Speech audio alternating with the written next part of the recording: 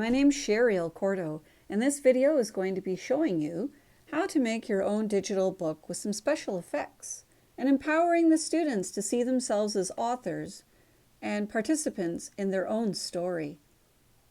So we've been studying the senses the last month or so, and the students really enjoyed sight and hearing. So we read the stories by Eric Carle, Polar Bear, What Do You Hear? And Brown Bear, What Do You See? And the students learned about how to use their receptive skills to listen and see things and comprehend and also make connections. They also developed their expressive skills of communication by sharing some things at home that they saw and heard. We were inspired then to create our own stories about things that we heard and saw at home. And the children created the stories with me, and we're sharing with you how to do it too. The students love seeing themselves in the stories and were able to build meaning with what they were reading. So I put our title and our learning goals, and then I asked the parents to send me a picture of something that their child likes and identify the sound it makes. So we started off with the pattern of the person's name twice, and then what do you hear?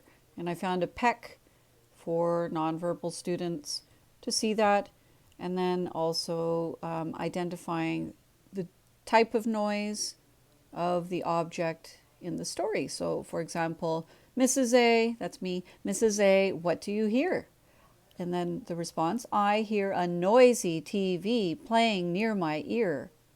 And then I added a sound effect for the children to use their receptive communication skills as well, so the children can interact with it. So you just double click it.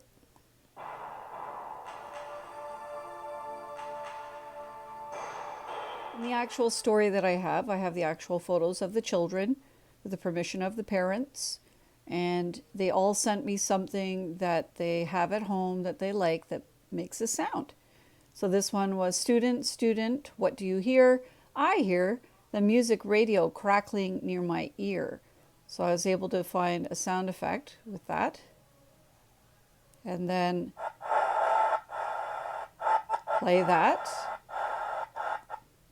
And then this one I have a student that loves bubbles. Student, you would put the student's name. What do you hear? And then I have the peck ear picture, the color of the skin tone of my students. So it's reflective of them. I hear bubbles popping near my ear. And the student can interact with that. And then I have a drone. Student, what do you hear? I hear the flying drone whizzing in my ear or near my ear.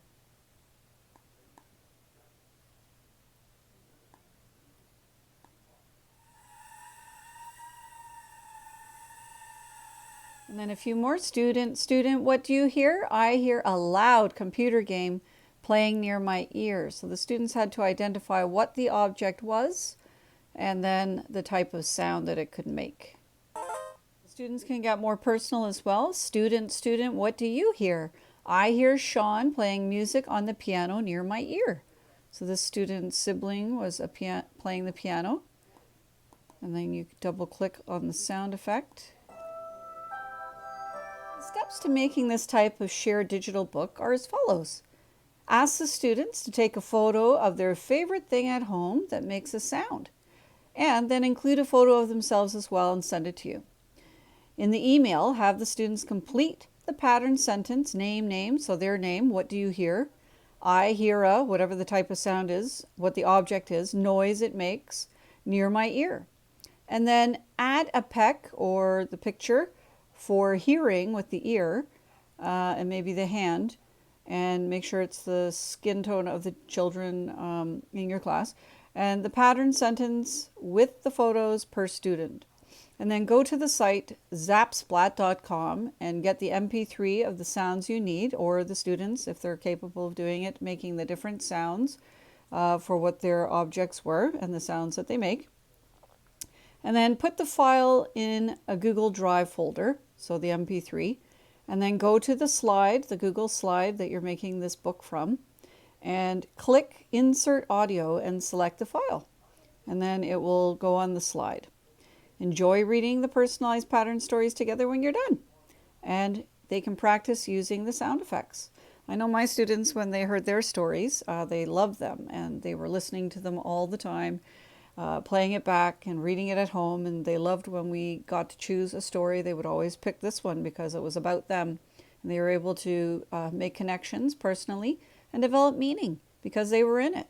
And they could see themselves as authors, which is very empowering. So we did the Our Class Brown Bear story, and lots of learning goals for this one with literacy.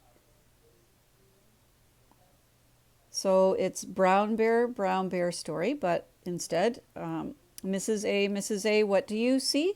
So I got to choose something around my house that I liked. So I picked a brown frog, and then we talked about location as well as color in the tank near me. And then I put the color of eyes of myself, and I also noted this with my students, what color their eyes were, and put the same color. Peck. So student, what do you see? I see a blue marker on the table near me. So they found the marker at home, were able to identify the color, and then tell me where it was located. Student, what do you see? I see a purple baby alive doll on the table near me.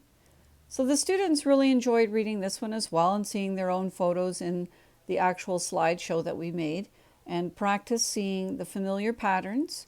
And they really started to develop some reading skills when reading these patterns and doing it over and over again. And they loved seeing their own items and their own selves, like I said, and their friends.